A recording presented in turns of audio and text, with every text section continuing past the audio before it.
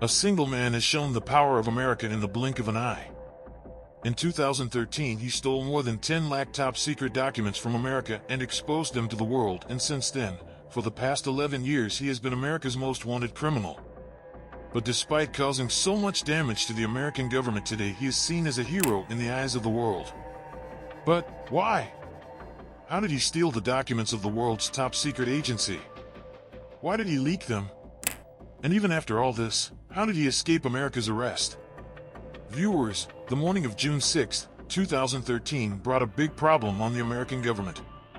It so happens that a series of news is published on The Guardian and The Washington Post, in which a raw copy of the top-secret documents of the NSA was present. These documents shocked not only Americans but also mobile users around the world when they found out that the American government was keeping a close eye on every mobile user. In these documents, the NSA's secret program PRISM was exposed. A secret program that allows the US government to access any user's private data through companies like Google, Apple, and Facebook. In addition, they have a secret court order through which they can access data from millions of Verizon customers. Verizon is a mobile operator. After this, there was also a memo of 18 pages written by President Obama in the leaked documents, in which Obama is asking the intelligence officials for a list of foreign targets to cyber attack. And this was just the beginning of the leaked documents. The National Security Agency hacked Hong Kong and China's military computers, tapped Angela Merkel's phone, who was then the Chancellor of Germany. The British Government Communications Headquarters, GCHQ, was running a program to keep an eye on its citizens. And in the leaked documents, the conversation between the NSA and GCHQ came to light, in which both institutions were looking for ways to deceive people, propaganda, and keep their influence on people through social media. In the beginning, no one knew who leaked these documents and whether they were really true or not. Because news agencies are not bound to tell the source of their news. But exactly 3 days later, a person comes forward who takes the responsibility of leaking these top-secret documents. 29-year-old Edward Snowden, who was a high school dropout, started his career in the U.S. military, but after a year, he was discharged from there and became a security guard at Maryland University in 2005. Although Edward Snowden was not good at studying, his computer skills were so strong that the CIA hired him. After spending a few years with the CIA, American tech giant Dell hired him in 2009.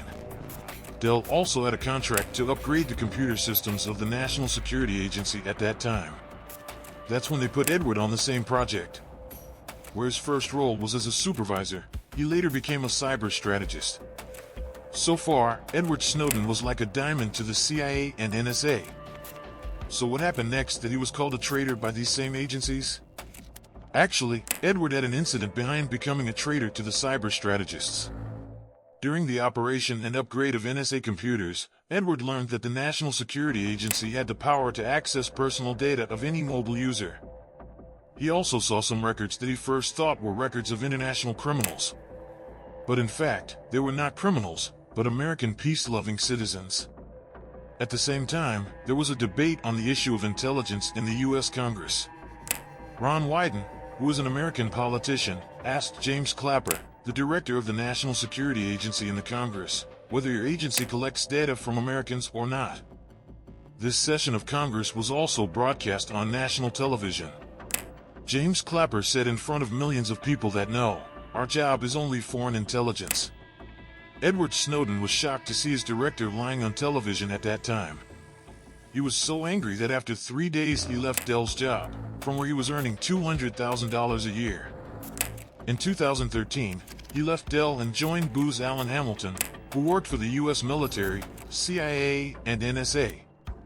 Here too, he was assigned to a project of the NSA. The National Security Agency says that Edward has stolen so many files from our system that it is difficult to estimate them, because they can be more than 200,000.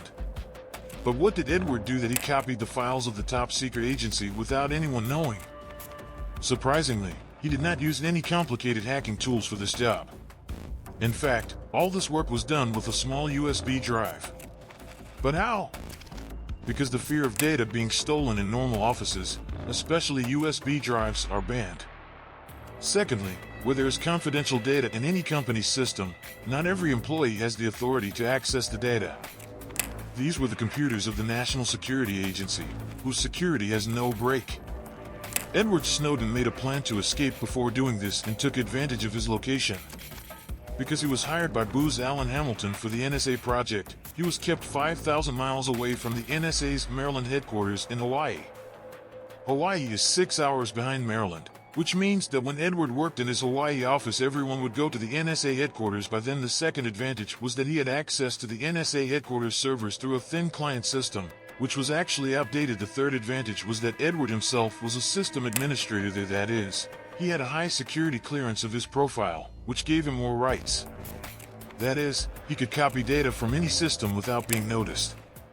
Edward Snowden took advantage of this, and without being noticed, he copied more than 200,000 files from 5,000 miles away. After working in the Hawaii office for only 4 weeks, Edward decided to bring the actions of the NSA to the world.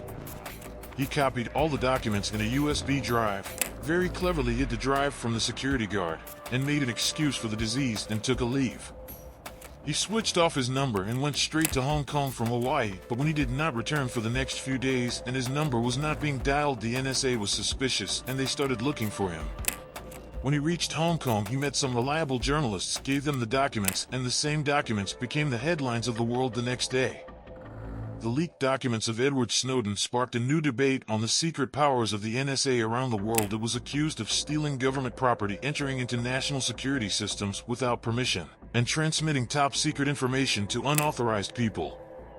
At the same time, the American government asked Hong Kong to hand Edward over to them, but he had already planned his every move. By then, he took the ship and went to Russia, where he was given asylum in the beginning, and then, in September 2022, Putin gave him Russian citizenship.